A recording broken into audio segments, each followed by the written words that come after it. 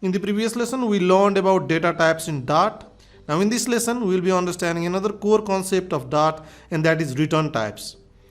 Return types are used with functions and they determine what type of data will be returned by the function. So let's get started by creating a main function that will be our entry point. So main function, and inside of this function we will be calculating the square of a number. So let me create another function as well. So calculate square. So now this calculate square will expect a variable which is of number type. So required number type of data, and then the num data be my variable name. So now for calculating the square, we need to multiply this number twice. So let me create a variable. So var results equals to num data into num data. Right? Now if we multiply this number with the same number, then we will be getting the result, and the result will be of number type. So we are safe to write number over here instead of var, because we will be using the appropriate data types from now on. So num results.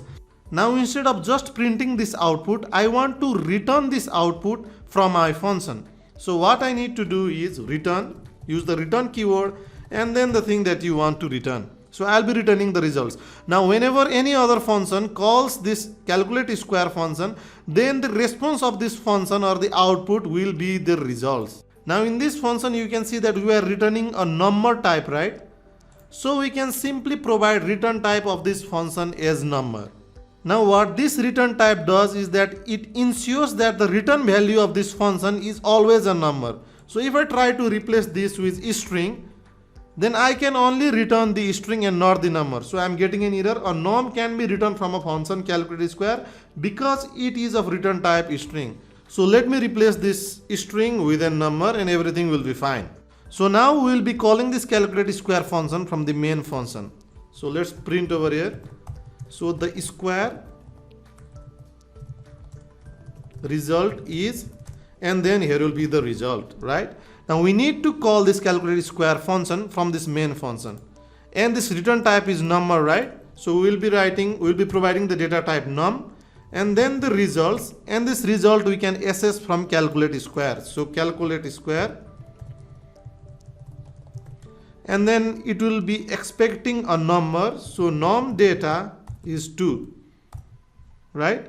Now by doing so, this function is called, and the value that it returns will be saved into our variable results. We can also change this, say results data.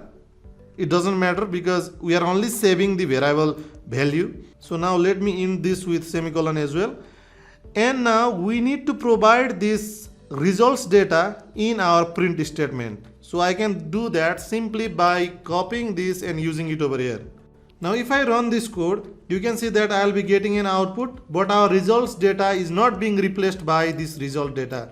So if you want to provide dynamic data in Dart string, then you need to use this $sign right before the variable. So now if I run this, I'll be getting the square result is 4.